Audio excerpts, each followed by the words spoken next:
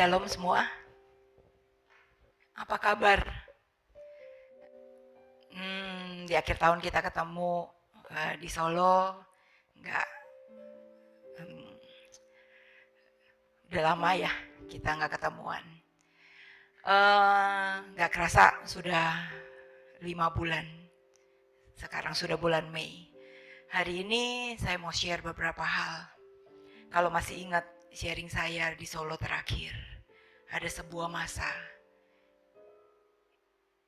yang ajaib, tapi juga ada masa yang harus kita prepare.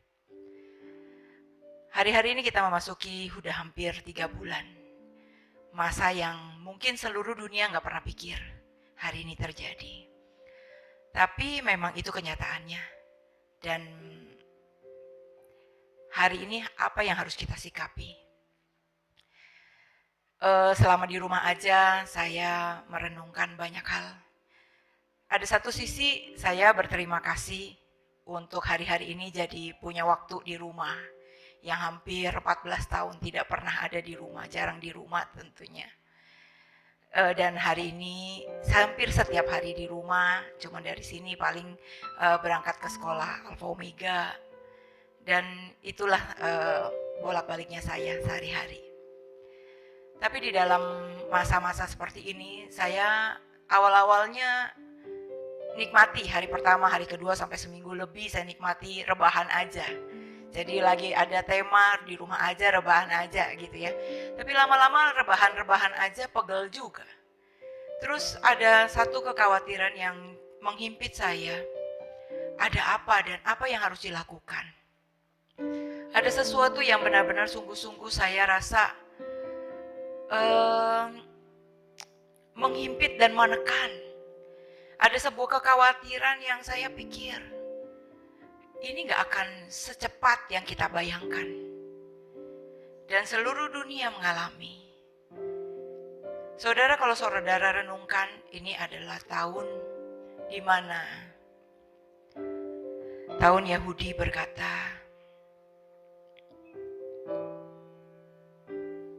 adalah 5780. Tahun di mana Ayin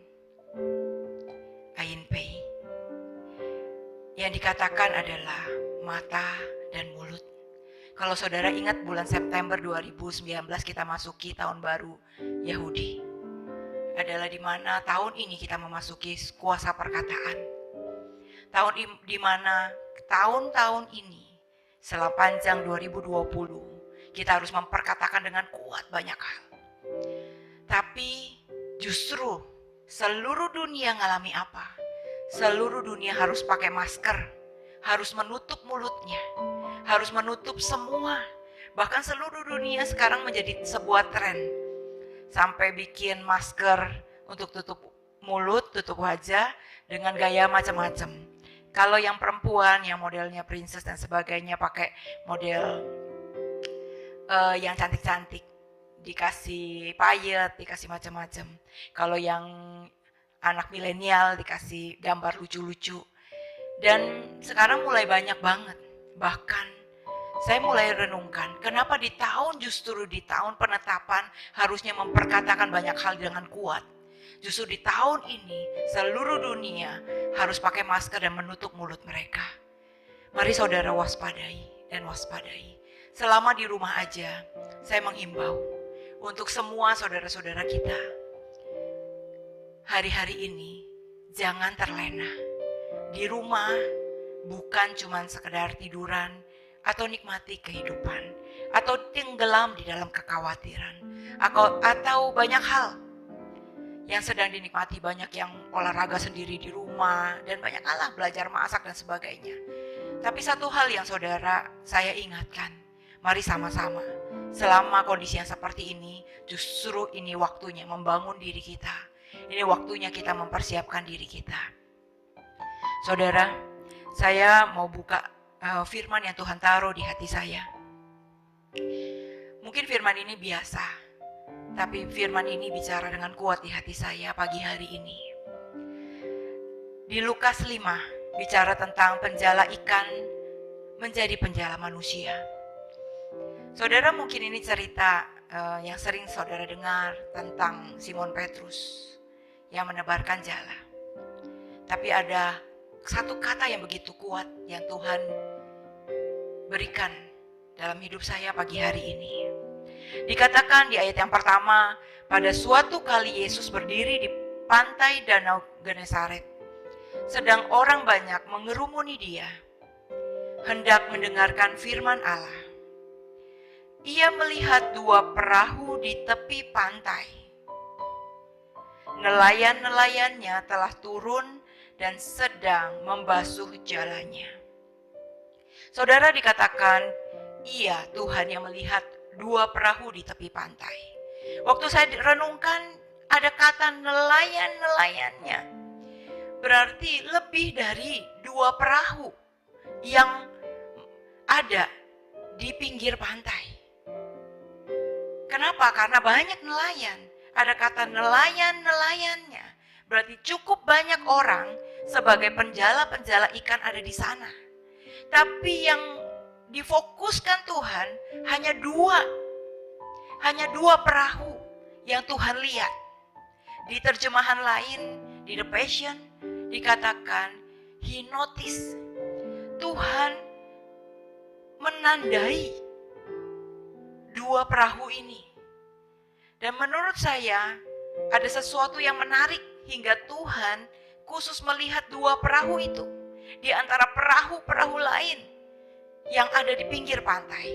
Dan Tuhan melihat cuman beberapa orang.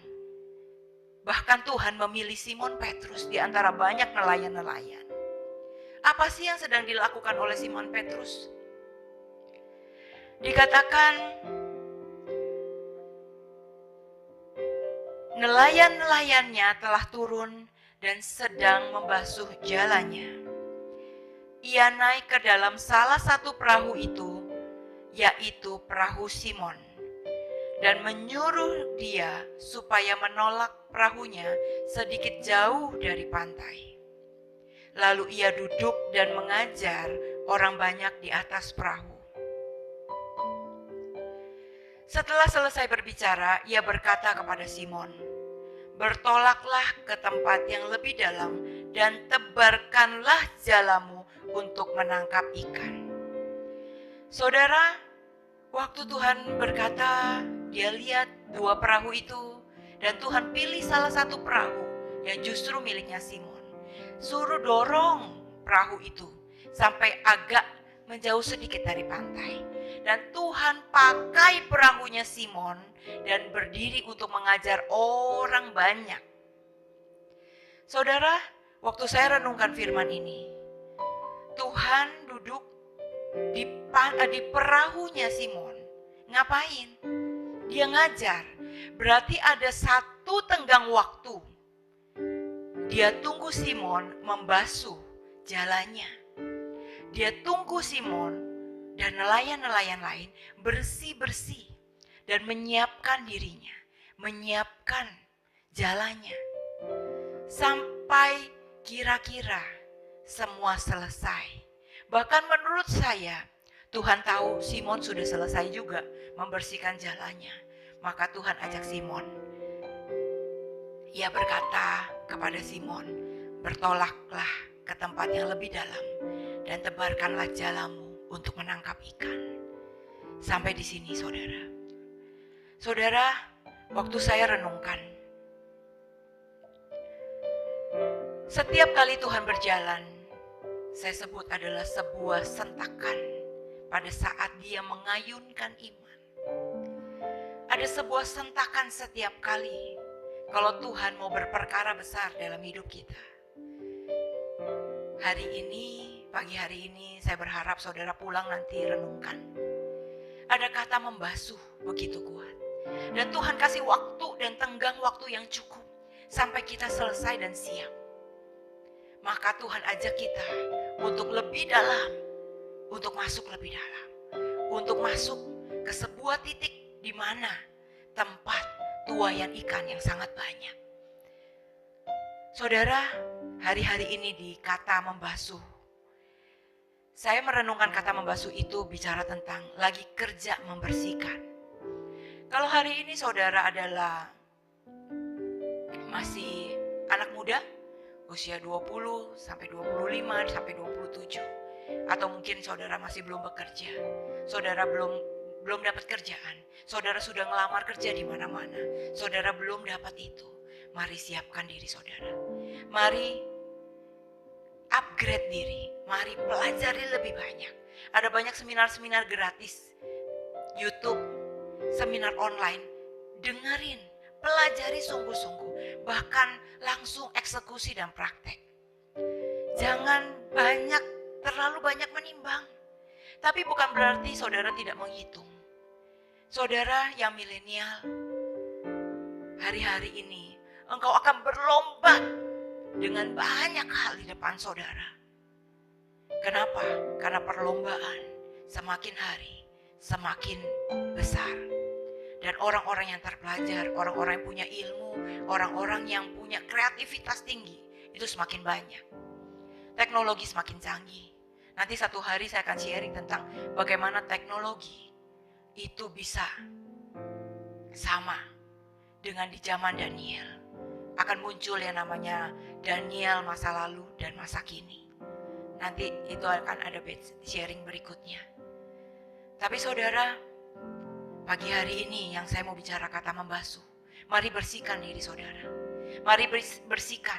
Kalau saudara adalah seorang bisnismen, saudara adalah seorang pengusaha, hari-hari ini jangan terlena dalam keadaan ketakutan. Bisnis saudara terlockdown, bahkan nyaris tutup, bahkan tidak punya masa depan, bahkan saudara sedang tidak tahu ini harus ditutup karena sudah mengalami kerugian besar atau harus diteruskan. Saudara, mari baca firman. Di dalam firman kau akan nemukan ide-ide baru. Bukan berarti saudara tidak perlu melanjutkan bisnis saudara, atau bukan berarti saudara tidak bisa lagi meneruskan. Tapi saudara harus membangun yang baru. Atau saudara, ini waktunya justru memperbaiki semua hal di dalam bisnis saudara. Dibersihkan, dirapikan, dikelola, ditarik mundur sedikit. Untuk saudara melihat kekurangan-kekurangan di dalam bisnis saudara. Saudara, kata membasuh jalannya. Hari ini saya bagi dengan 3 hal. Hal yang pertama kata 1, membersihkan. Mari bersihkan diri kita. Mau jasmani dan rohani, mari bersihkan. Kalau ada hal-hal yang lalu kita salah. Ada hal-hal hutang. Ada hal-hal kebodohan yang kita lakukan. Hal-hal nekat yang tidak pikir panjang. Hal-hal yang membuat masa lalu sampai masa kini berbekas. Mari bersihkan saudara. Saya juga sedang bebenah banyak hal. Banyak hal yang saya lakukan. Banyak hal kesalahan yang masa lalu saya juga lakukan. Saya sedang membersihkan diri, sedang merenungkan dan merefleksikan kembali setiap kesalahan. Tapi bukan berarti kesalahan boleh mendera kita, membuat kita berhenti. Tapi justru dari kesalahan itu kita belajar. Tidak ada orang yang sukses tanpa melalui sebuah kesalahan. Tapi justru kesalahan itu menjadi batu pijakan kita untuk lompat lebih tinggi. Mari saudara, yang pertama bersihkan. Bersihkan kehidupan saudara yang lama, kemalasan, malas baca buku, malas mengupgrade diri, cuman kerjanya main game. Bukan berarti salah main game, tapi saudara, ini masa-masanya bersihkan. Ayo, kemampuan, talenta, keluarkan yang terbaik. Karena ini waktunya, ini waktunya. Yang kedua, saya bicara tentang menarik mundur sedikit untuk bersiap. Menarik mundur sedikit untuk bersiap bukan berarti saudara kalah. Menarik mundur sedikit untuk bersiap adalah saudara mengambil satu posisi untuk saudara menenangkan diri, merenungkan, dan bersiapkan diri dan saudara untuk siap lari. Di dalam persiapan lari, kalau saudara lihat para pelari-pelari yang jarak jauh, mereka harus latihan fisik, latihan nafas, latihan berjam-jam untuk dan memperbaiki mungkin juga makanan, protein dan sebagainya sebagai seorang atlet.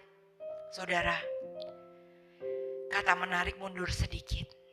Ingat sekali lagi, bukan berarti kalah, tapi menarik mundur sedikit untuk melakukan sebuah persiapan. Yang ketiga, bicara tentang merenungkan strength and weakness. Saudara, merenungkan strength and weakness itu penting banget. Kenapa? Di dalam hidup saudara, saudara akan pelajari kekuatan saudara apa aja, kemampuan saudara apa aja, talenta saudara apa aja. Di usia manapun saudara hari ini ada. Opa, oma, dewasa muda, youth, hari ini mari pelajari. Strength and weakness akan menjadi bagian dari salah satu harta kita untuk kita bisa hitung ke depan nanti kita mau lakukan apa. Saudara, khususnya untuk businessman, ini yang Tuhan taruh di hati saya. Ada 7 hal yang baik bahkan harus dilakukan saat-saat ini. 7 hal ini saya sebut adalah 7 pilar persiapan selama di rumah aja. Persiapan sebelum masa yang terbaik, masa yang terbaru, dan new season itu dimulai. 7 pilar ini adalah pilar pertama. Yang pertama, review kembali kategori bisnis saudara. Kategori bisnis saudara, saudara pelajari sungguh-sungguh. Saudara sedang berusaha apa dan usahanya ada di kategori mana. Pilar yang pertama adalah review kategori bisnis saudara. Di dalam mereview kategori bisnis saudara, saya mau ingatkan stay positif. Stay positif.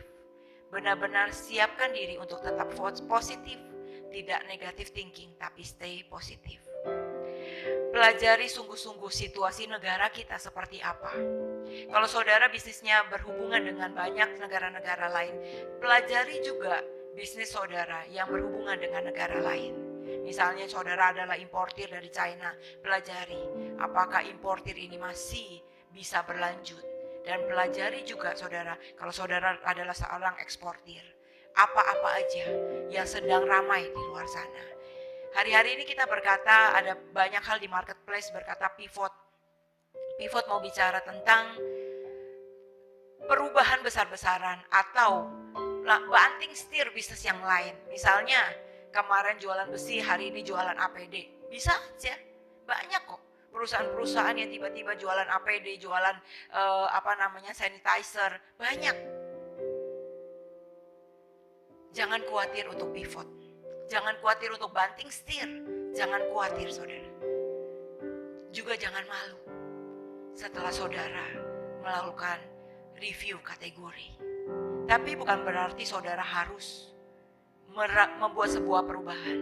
Yang penting hari ini adalah nyalakan survival mode on. Ya. Gimana saudara caranya untuk survive? Gimana caranya hari-hari ini pokoknya bisa makan? Bagaimana caranya pokoknya hari-hari ini keluarga kita, anak-anak kita pokoknya bisa makan? Bahkan kalau bisa nolong orang banyak. Percayalah, dalam hidup kita itu selalu ngalir sesuatu yang baru. Pada saat kita punya hati buat orang banyak, pada saat hati kita menginginkan menolong orang banyak, saudara akan mengalami sesuatu yang besar. Tuhan akan buka jalan dengan banyak hal yang baru juga. Saudara, mungkin salah satunya yang saya lakukan adalah saya sedang pivot di dalam sebuah bisnis baru. Di bisnis yang kemarin hampir Februari kita sudah sign kontrak. Dan cukup besar proyeknya kita di Februari. Tapi mendadak semua lockdown. Semua gak bisa bergerak. Hingga akhirnya saya harus terima kenyataan juga. Bahwa semua di hold. Kata hold bukan berarti semuanya di off kan, tapi di hold. Di dalam hold, apa yang saya lakukan? Di dalam hold saya belajar sungguh-sungguh dan mulai mempersiapkan bagaimana untuk sampai ke dalam proyek itu nanti. Hal kelebihan dan kekurangan proyek nanti itu saya siapkan. Tapi bukan cuma di project, saudara. Saya hari-hari mikir gimana caranya untuk tetap masuk uang buat makan sehari-hari. Ya, saya melakukan yang namanya sebuah pivot. Awalnya saya renungkan apa? Ada cukup banyak orang datang kepada saya lewat DM Instagram, lewat chatting, bahkan ada yang telepon, nangis, "Bu, saya harus apa? Saya di PHK, saya mengalami pengurangan gaji. Bu, saya nggak punya kerjaan. Bu, saya narik Grab udah nggak bisa. Hampir nggak ada yang naik." Banyak hal. Hampir setiap hari saya terima itu lebih dari 10 chatting. Saudara jangan berpikir saudara hati saya tidak menangis. Hati saya menangis. Di titik dimana saya juga nggak bisa tolong. Saya nggak bisa nolong banyak gitu. Tapi saya mulai renungkan, saya mikir, dan saya mulai berdoa. Saya bilang, Tuhan berikan saya ide. Tiba-tiba ada satu ide baru yang Tuhan berikan kepada saya. Saya telepon teman saya yang punya pabrik sosis dan nugget. Saya cuma bilang, boleh nggak tolongin? Ini ada orang tua murid sekolah Alfa Omega, ada juga guru-guru, ada juga teman-teman yang banyak korban PHK, banyak juga nggak bisa narik Grab, banyak yang pekerja harian diberhentikan, buru-buru pabrik pada tutup hari-hari ini. Boleh tolong saya? Saya mau jualan nugget yang mungkin paket murah. Awalnya teman saya ketawa, "Lu yakin mau jualan?" Saya bilang, "Iya, daripada di rumah aja." Saya bilang, "Gak apa-apa, saya bantuin jualan. Kamu untung, saya juga bisa bantu orang." Saudara, awalnya saya cuma bilang, "Berapa? Gimana?" "Ya udah kirim aja deh." Saya bilang, "Kirim apa? Kamu bikinin paket." Kira bikinin paket murah. Bikin paket murah, saya tahu teman saya cukup banyak subsidi di dalam paket itu.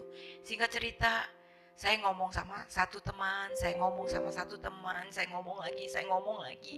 Ada yang beberapa bilang, "Bu, saya nggak punya kenalan. Bu, saya nggak pernah jualan. Bu, saya nggak bisa begini. Bu, saya nggak tahu caranya. Bu, saya nggak tahu gimana yang namanya jualan di pasar." Satu paket sangat murah, saudara. Saya nggak jualan hari ini ya. Saya nggak jualan. Tapi saya mau cerita bagaimana kalau kita tolong orang. Ada sebuah sumber yang sedang Tuhan bukakan juga. Buat diri kita terutama.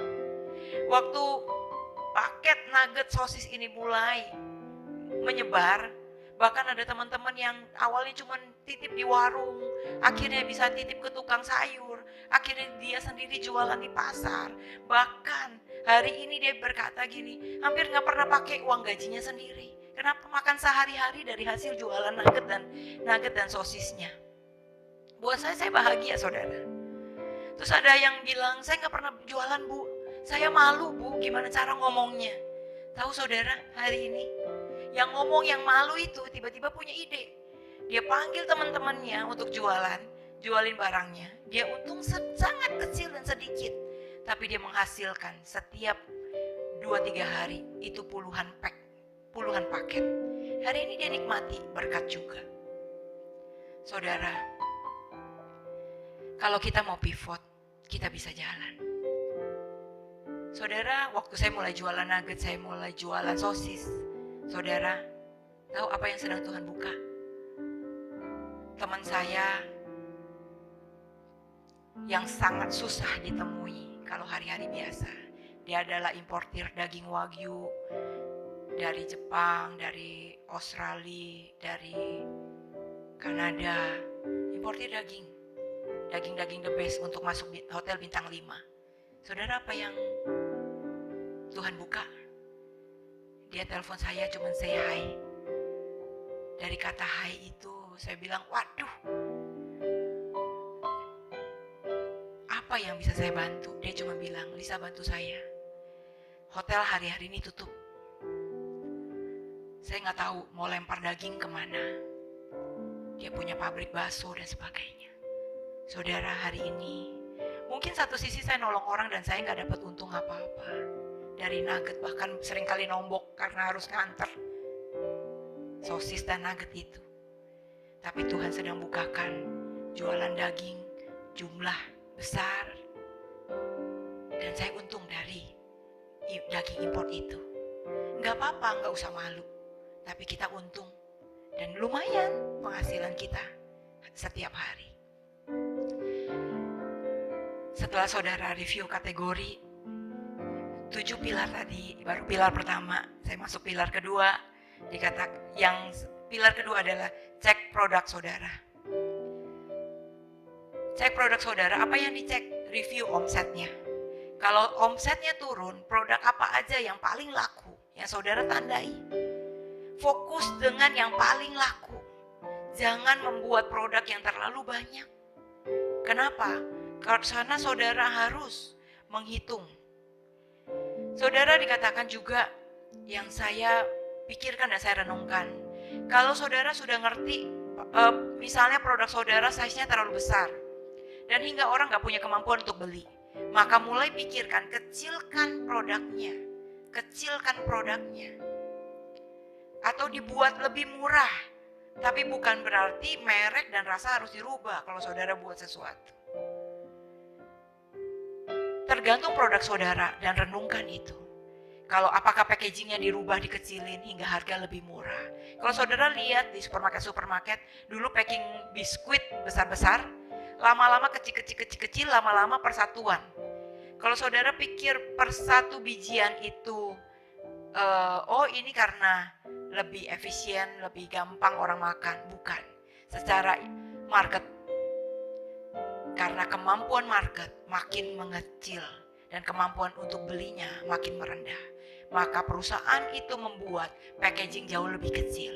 Supaya apa? Supaya menjangkau daya beli orang. Contoh misalnya, dulu saya nggak sebut brand minyak sayur. Dulu saya ada di perusahaan itu.